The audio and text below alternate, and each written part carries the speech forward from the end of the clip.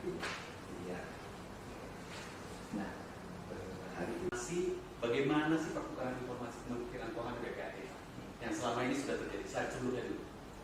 Ketika ini dibuat lalu temukanlah ternyata dan saya sudah berhenti Pak ngomong ini sudah kemarin kan dugaan pencucian uang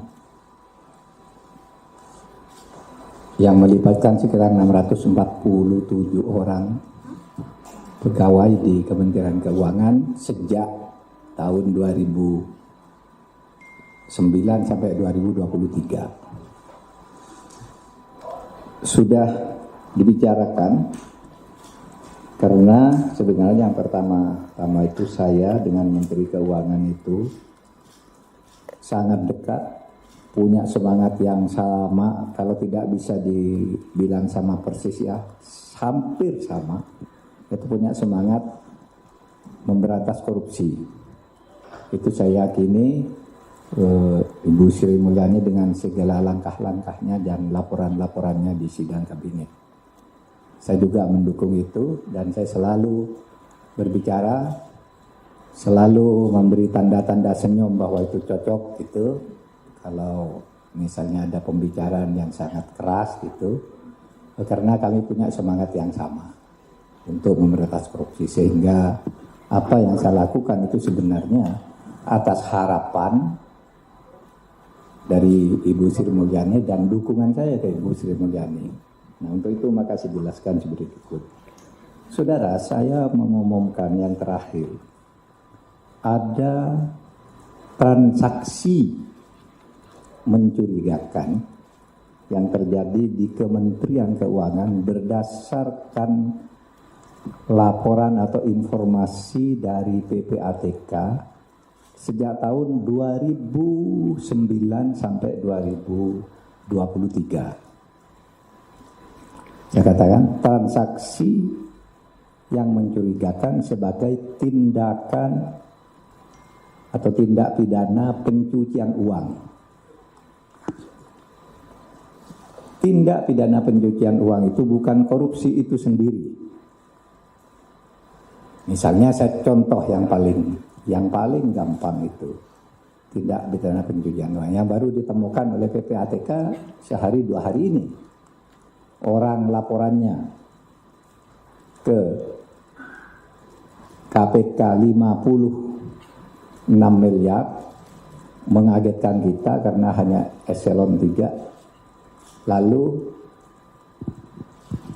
kita cari, LHP-nya 23 LHKN ya, LHKPN itu 56 golongan 3. Lalu saya tanya ke PPATK karena saya ketua komite pengendalian tindak pidana pencucian uang, pemberantasan tindak pidana pencucian uang. Saya tanya, itu gimana tuh, benar enggak tuh? Lalu dibuka, Pak, ini ada surat tahun 2013. Kami sudah temukan indikasinya bahwa yang bersangkutan diindikasikan melakukan tindak pidana pencucian uang. Gitu. Nah, sudah itu diteliti lagi, besoknya ditemu ternyata 500 miliar. Nah, saudara, yang mungkin korupsinya itu sendiri sedikit. Ya, mungkin 10 miliar atau berapa gitu. Tetapi pencucian uangnya yang banyak. Kalau dia menerima uang misalnya korupsi 10 miliar karena gratifikasi, kan itu lalu kalau di dalam ilmu intelijen keuangan itu adalah di belakang dia anaknya punya rekening berapa, punya perusahaan berapa, uangnya dari mana, istrinya kekayaannya apa, kok sampai punya 6 perusahaan dan macam-macam gitu. Nah, itu yang di dalam undang-undang kita supaya dikonstruksi dalam hukum tindak pidana pencucian uang. Sehingga kalau disimpulkan di Kementerian Keuangan itu memang benar ada masalah-masalah ini, tetapi tidak semuanya benar.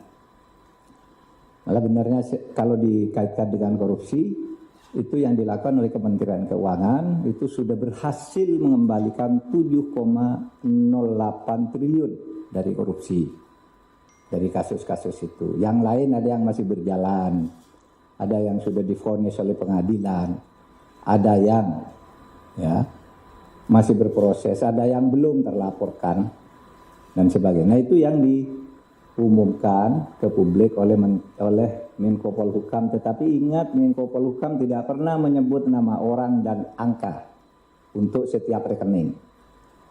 Misalnya orang saya korupsi, lalu di belakang saya ini ada istri saya punya emas 2 ton, terus anak saya punya showroom, anak saya lagi yang satu. Nah, yang begitu itu yang diduga tindak pencucian uang karena korupsi saya itu tadi, yang beranak pinak gitu. Itu cara menghitung di intelijen keuangan. Itu juga yang saya lakukan ketika membongkar kasus Papua. Kalau dicari korupsi aslinya mana? Tidak ada, tapi kita tahu, bisa dicari itu di belakangnya. Nah, itu ketemu, ambil gitu. Nah, saudara sekalian, oleh sebab itu saya tadi sudah mendapat penjelasan dari Bapak Suhasil Nazara, Wakil Menteri Keuangan, Bapak Irjen, Bapak Sekjen Pak Heru, Bapak Irjen Pak Iwan, Pak Awan, dan saya didampingi oleh Pak Sugeng Deputi 3. Nah, saudara sekalian, kenapa kami mempersoalkan itu? Karena ada Inpres nomor 2 tahun 2017. Setiap informasi dugaan pencucian uang yang dikeluarkan oleh PPATK itu baik karena permintaan dari instansi yang bersangkutan ataupun karena inisiatif PPATK karena laporan masyarakat. Itu begitu dikeluarkan nanti harus ada laporannya dari instansi yang bersangkutan menurut Inpres. Feedback ya reportnya itu apa gitu. Nah, itu tadi, lalu bermacam-macam, ada yang belum, ada yang sudah, dan seterusnya. Jadi tidak benar kalau kemudian isu berkembang di Kementerian Keuangan ada korupsi 300 triliun. Bukan korupsi, pencucian uang. Pencucian uang itu lebih besar dari korupsi, tapi tidak ngambil uang negara. Apalagi dituding ngambil uang pajak, itu enggak. Bukan itu. Mungkin ngambil uang pajaknya sedikit. Nanti akan diselidiki. Karena misalnya kami mengambil sampling 7 kasus dari 197 kasus yang dilaporkan itu. 7 kasus itu tindak pidana pencucian uangnya sudah dihitung 60 triliun ya Pak Sugeng. Sudah 60 triliun dari 7 kasus tindak pidana pencucian uangnya. Dan selama ini kita tidak pernah mengkonstruksi kasus pencucian uang itu, padahal kita punya undang-undang. Hanya ada 1, 2, 3 lah ya orang dihukum karena pencucian uang, padahal itu jauh lebih besar dari korupsi. Korupsi itu terkait dengan anggaran negara yang dicuri.